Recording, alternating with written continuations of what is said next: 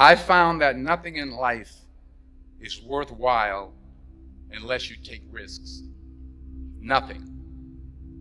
Nelson Mandela said, "There is no passion to be found playing small and settling for a life that's less than the one you're capable of living."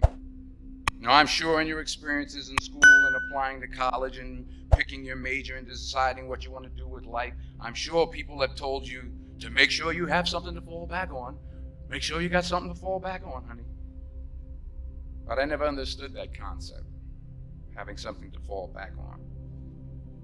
If I'm going to fall, I don't want to fall back on anything except my faith.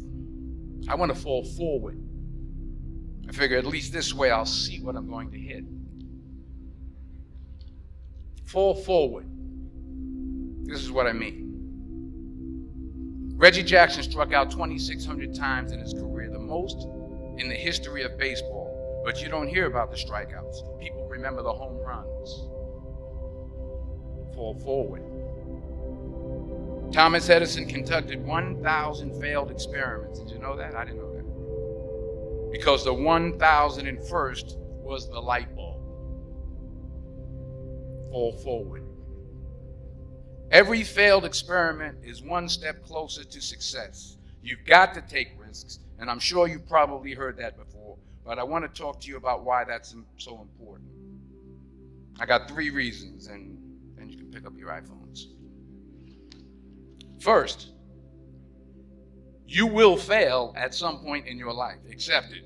You will lose. You will embarrass yourself. You will suck at something.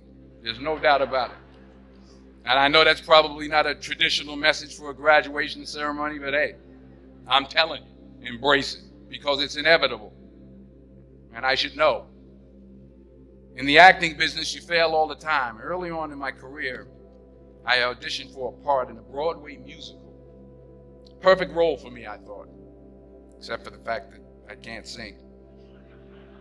So I'm in the wings. I'm about to go on stage, but the guy in front of me, he's singing like Pavarotti. He's just and he's just going on and on and on, and I'm just shrinking. I'm getting smaller and smaller. So they say, "Oh, thank you very much, and you'll be hearing from us."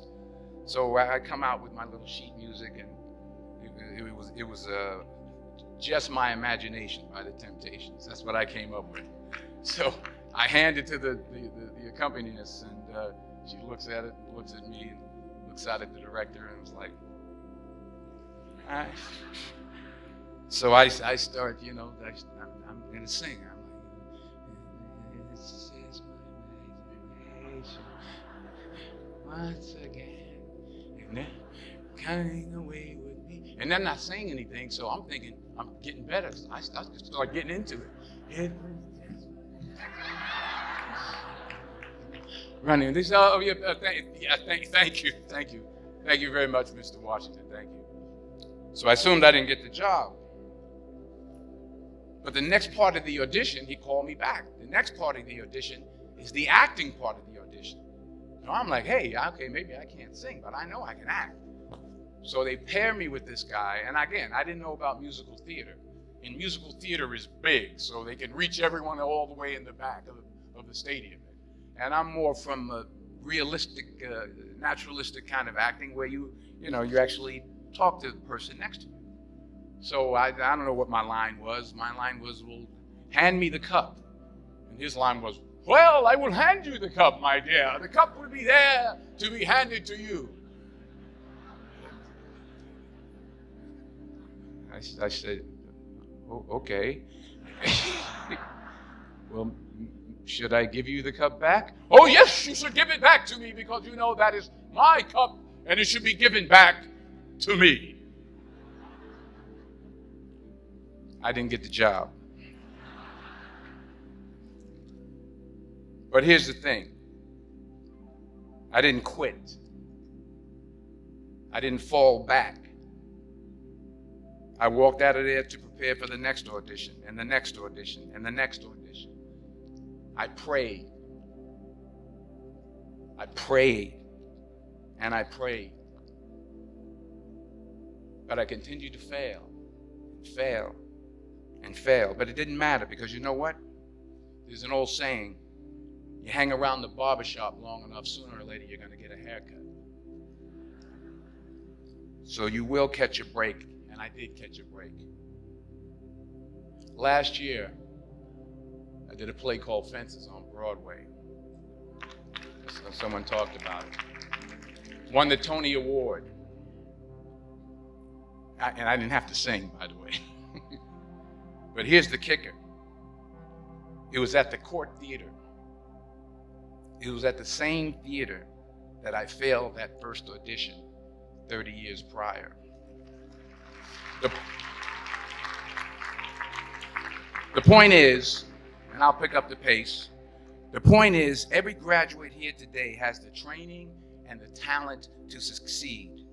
But do you have the guts to fail? Here's my second point about failure. If you don't fail, you're not even trying. I'll say it again. If you don't fail, you're not even trying. My wife told me this great expression. To get something you never had, you have to do something you never did. Les Brown's a motivational speaker. He made an analogy about this. He says, imagine you're on your deathbed, and standing around your deathbed are the ghosts representing your unfulfilled potential. The ghost of the ideas you never acted on. The ghost of the talents you didn't use. And they're standing around your bed, angry, disappointed, and upset. They say, we came to you because you could have brought us to life, they say. And now we have to go to the grave together.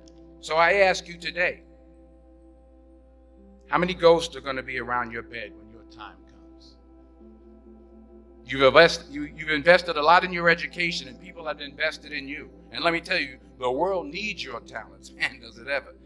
I just got back from Africa like 2 days ago, so if I'm rambling on, it's because I'm jet lagged. I just got back from South Africa. It's a beautiful country, but there are places there with terrible poverty that need help. And Africa is just the tip of the iceberg. The Middle East needs your help. Japan needs your help. Alabama needs your help. Tennessee needs your help. Louisiana needs your help. Philadelphia needs your help. The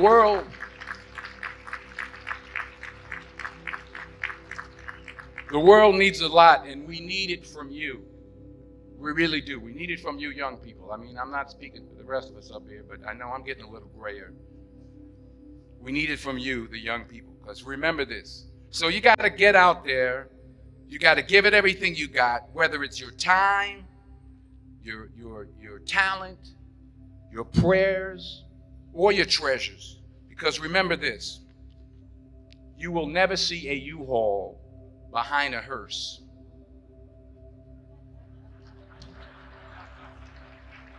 I'll say it again. You will never see a U-Haul behind a hearse.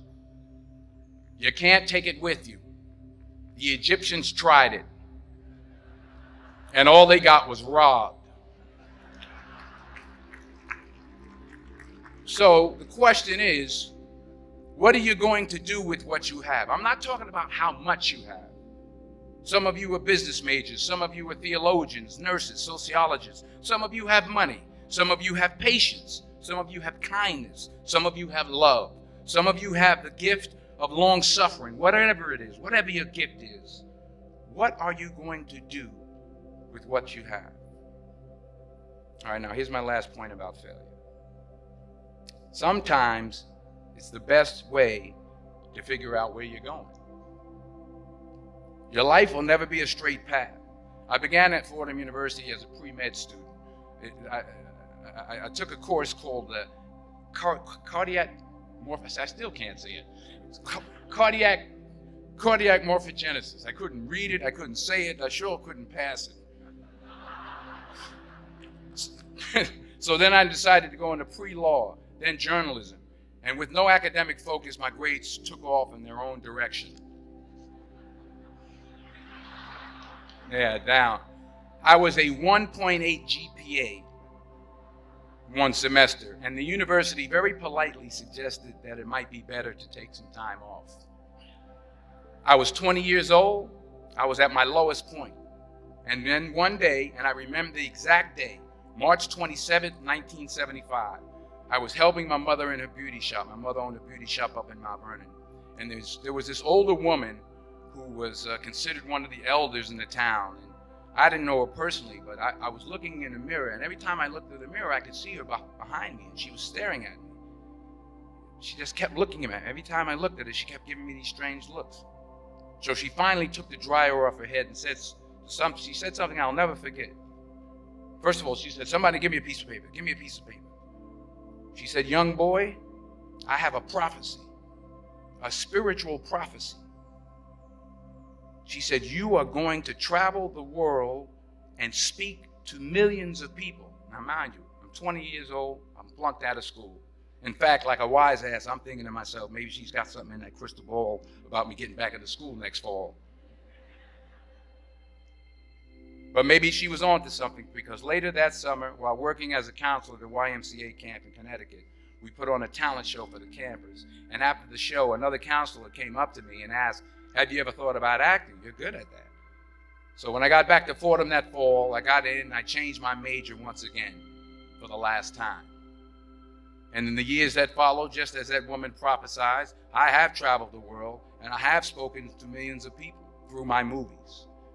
Millions who up till this day couldn't see me. Who up till this day I couldn't see while I was talking to them, and they couldn't see me. They could only see the movie. They couldn't see the real me.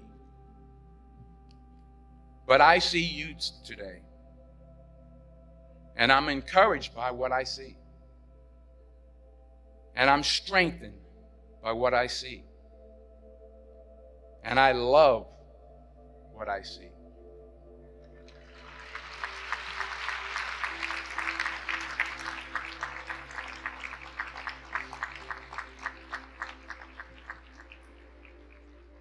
One more page, and I'll shut up.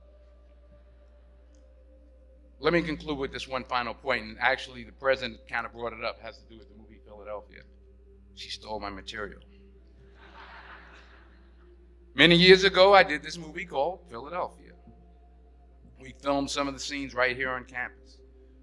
Philadelphia came out in 1993. Most of you were probably still in diapers. Some of the professors too. But that cracked me up. But it was a good movie. Rent it on, Netflix. It's a good movie. Rent it. I get 23 cents every time you rent it, please. True. Parents up there, rent it. Netflix, please. Tell your friends too. It's about a man played by Tom Hanks who's fired from his law firm because he has AIDS. He wants to sue the firm, but no one's willing to represent him until a homophobic ambulance chaser lawyer, played by yours truly, takes on the case. In a way, if you watch the movie, you'll see everything I'm talking about today. You'll see what I mean about taking risk or being willing to fail. Because taking risk is not just about going for a job. It's also about knowing what you know and what you don't know. It's about being open to people and to ideas. In the course of the film, the character I play begins to take small steps, small risks. He very, very, very slowly begins to overcome his fears.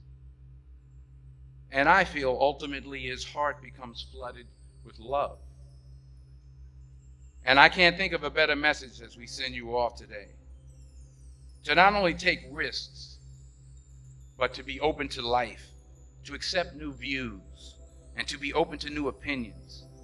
To be willing to speak at a commencement at one of the best universities in the country, even though you're scared stiff. While it may be frightening, it will also be rewarding.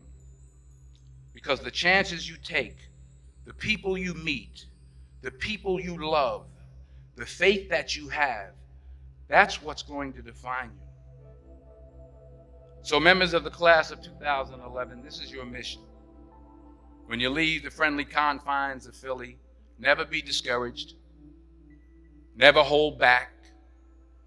Give everything you got.